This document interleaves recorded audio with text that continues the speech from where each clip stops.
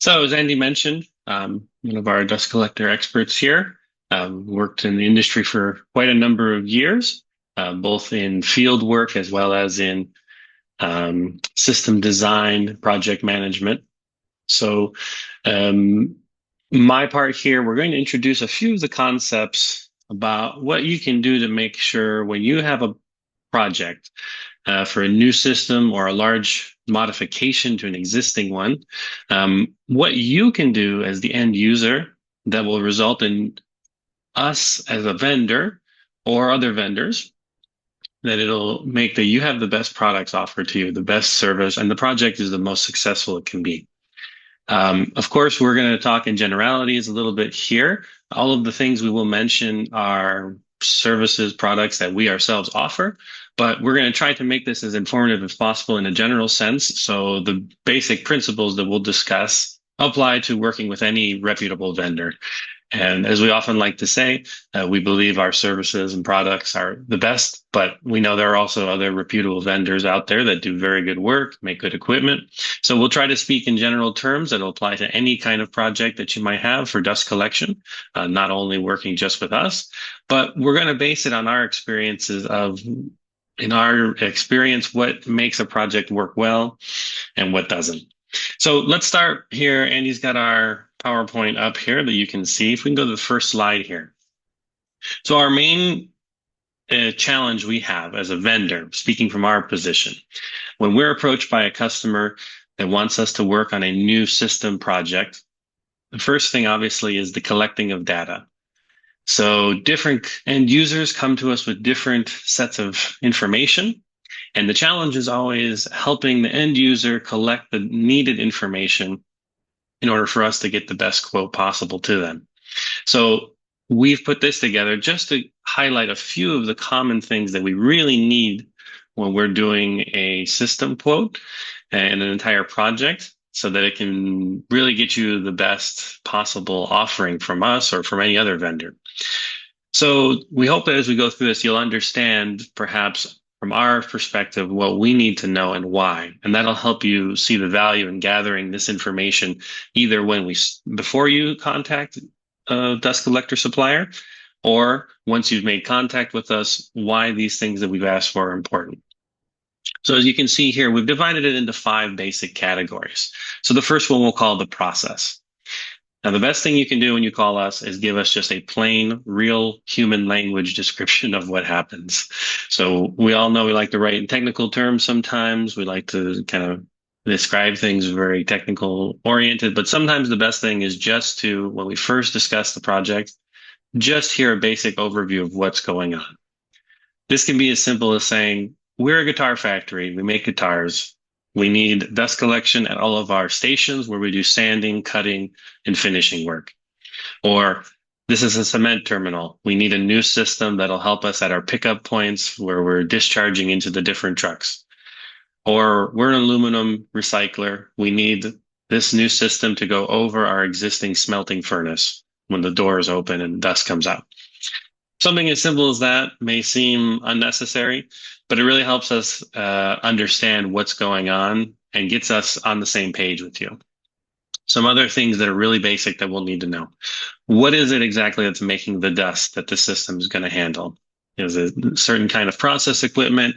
Are they other points? Is it transferring of materials? Is it conveying application more?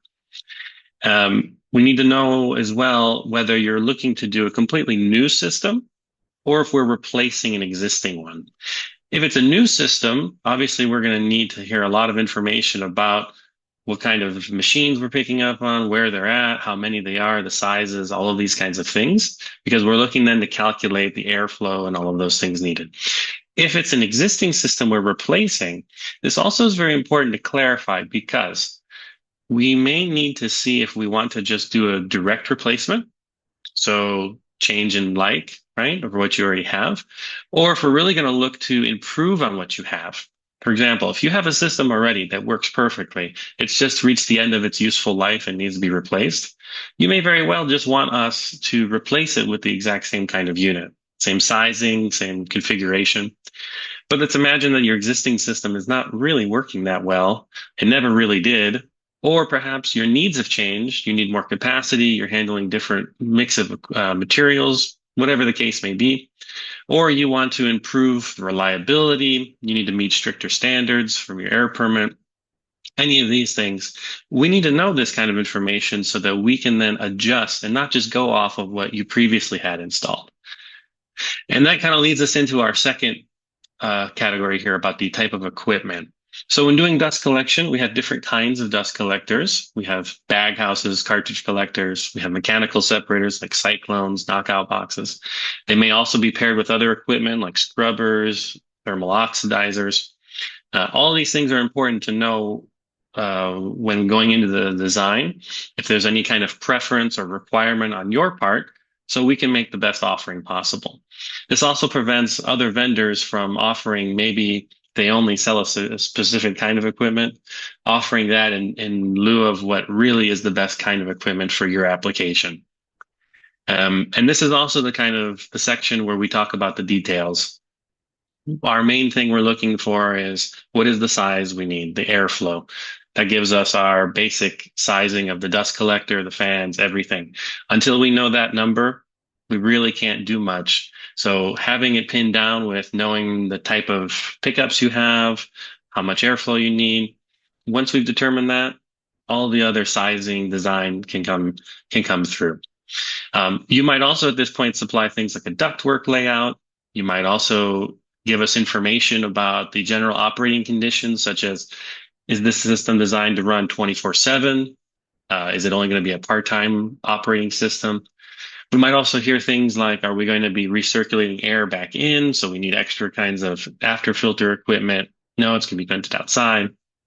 Those kinds of discussions also, at this point, we get that information gathered.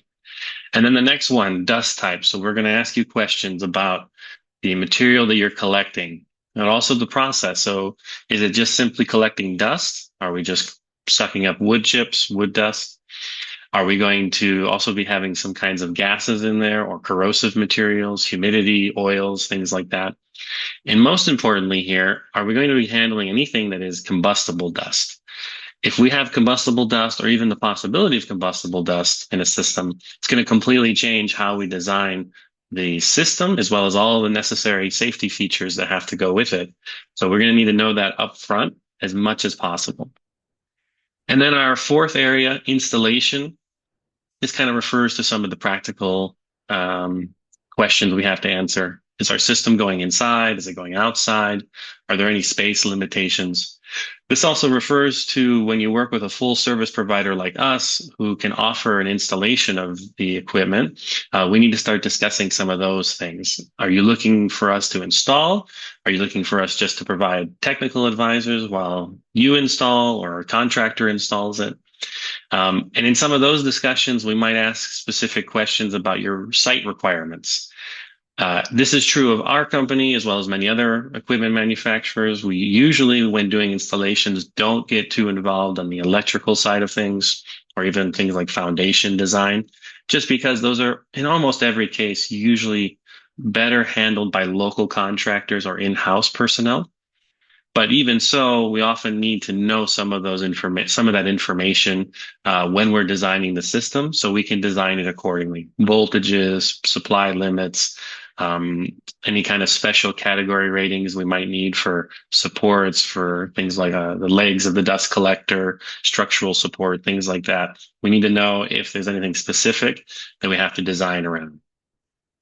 And then we also, as I said, we usually take that approach of designing and installing the system, ductwork, fans. But usually the best process is to leave electrical and local site work and concrete, excavating, all of those things more so to local contractors or even in-house personnel. And that's usually the most efficient setup for installation projects as well. And then finally, here's our last one. This might be a little bit of a blank one for you, company needs. This is where we focus on you as the end user and what's really the need that you have. For some companies, they're just looking to get a budget quote so they can start the process of getting funds approved or analyzing whether something is viable. In other instances, we've already done all of that and we're looking for final quotes and comprehensive information. Um, and the difference between those, just to illustrate it, we don't want to bog you down with tons of really technical questions and really detail-oriented forms if you're just looking to get the budget quote at the moment, right? So if that's what you need and that's what you're looking for, letting us know that now at the first contact is going to help you have a much faster, better experience. And conversely, if you're at the other end where you do need all the details, it's better to let us know, and then we can work in those details as we go through. We don't want to overlook something in this process. We also might want to hear about what your priorities are. Are you looking to find a system that takes the most, that provides the most capacity for the budget that you have? Or are you looking to get the most complete advanced package possible? Also, for some customers, lead time or reliability or quality of products or the extent of the system is really more important than the absolute best price, or even just getting the fastest turnaround on the proposal back and the most complete and as fast as possible. Knowing that in advance helps the OEM like us provide the quote and the right kind of scope right up front, instead of wasting a lot of time going back and forth and really not syncing up on the expectations that we have. So having this information really allows us to do that. Well, let's go to the next slide. And we can see a lot of companies, when they do this, they put one person in charge. Maybe it's an engineer, maybe it's a project manager, maybe it's purchasing personnel. If you are that person and you're tasked with this, you may not have access to all of this information. So what should you do? We always advise that you should speak with your team and get as much feedback from them as possible. So some things you can ask from your current team. It may not directly be involved in purchasing of the new project, but nonetheless have a lot of valuable insight. They're the ones that are going to tell you, for example, if you have a current system that's working very well, or maybe it's not working well, what really should matter in the new system. They're going to be able to tell you and provide some of this information about combustible dust if it's already been tested. And they're also going to have a lot of good ideas about where improving in the process would really save your company and benefit from you. They might tell you about certain processes or parts of the system that, if automated, would save a lot of man hours, a lot of repetitive labor, that when discussing then with us, our options, we might be able to provide you a solution to implement that for a very reasonable price. So getting feedback from your team is always going to be very, very valuable. Let's go to the next slide, please. So a lot of companies will prepare a scope of work, an RFQ, a bid document, whatever you want to call it, and they're not all created equal. So what is it that separates a good one from one that's not going to get the best offer from a vendor? Well, here's an example of a poorly written one. It's full of lots of boilerplate language, a lot of legal details and things like that, which have their place. This is an example of one that we received not too long ago. It was 20 or 30 pages, I believe, and at least 8 of them were talking about panel descriptions and wiring colors and things like that. And when we finally got to the part that actually mattered, it was less than 1 paragraph. It was just 2 sentences saying, essentially, we need a dust collector. We don't know what size. As you can imagine, it really didn't give us what we needed to craft a quote or even begin the discussions. And it led to a lot of frustration on the end user's part because they thought that they had everything they needed. And we had to let them know that so much of it was not there. But if we go to the next slide, you can see a different example. This is a different one that we received from a customer. This one, yes, was much shorter, only 3 or 4 pages, but was very, very well written. It included very specific, really clear descriptions of what was going on, the process, described clearly the whole plant process, how the dust collection system in particular that was under the project was about, how it played a role in that. It also gave a very clear description of the type of dust being collected, the gas, things like temperature, gave a description of the dust characteristics, sticky, corrosive, combustible. It had a lot of very important things outlined, such as the CFM, the airflow volume that was needed for the whole system. This one even had a breakdown of how much CFM was needed each pickup point in the system. It also included ductwork sketches and layouts, which, while not necessarily final, just having a general layout really helps in this kind of in this stage of the process. It also talked about what their goals were. In this particular case, they said their goals were they wanted to improve the collection efficiency, reduce the fugitive dust emissions in this area. They also wanted to meet a stricter standard for their air permits. And they also outlined very clearly the scope of work they were looking for with different options. So they gave an option for those who would only supply the equipment, those who would supply the equipment plus installation, and those who would provide only design and engineering assistance. And this gave us exactly the kind of information we needed to craft multiple offerings for them, and give them really lots of extra options that we wouldn't normally give unless specifically asked. Some other things that were nice here. It mentioned specific site information that was necessary for putting together an installation quote. Gave us the relevant safety and compliance requirements they asked for, as well as it outlined what their timeline was for both the quoting process as well as for installation, receiving the equipment, their budget guidelines. All of these things together in just a few short pages, just 3 pages, with a couple of pictures added as additional attachments, meant that this RFQ, we were able to jump on a process just so much quicker than all these other ones. So if we go to the next slide, we can just sum up a bit here what this part is. If we have another slide here, that might be my last slide. Oh no, there we go. So it all boils down to the more that you know about what you want and what you have, the more you can get out of us, a vendor, when you come to us with a project. It's also going to let us speed up the process immensely. And it's also going to result in you getting the best, most comprehensive quote, but also the one that is the best price and is really going to fit your needs best. And if you don't know some of this information, don't worry. Oftentimes, we don't have all of this information when we start a project, and we shouldn't let that hold us back either. A vendor like us can make efforts to help you as you're going through this process to find this information, to point out what's needed, where you can look for it, and help you gather it together. So don't hold back from asking for assistance in gathering the needed data, or even involving us in the beginning of the process to help guide you through it, so you can get everything together that you need to help us give you the best quote possible.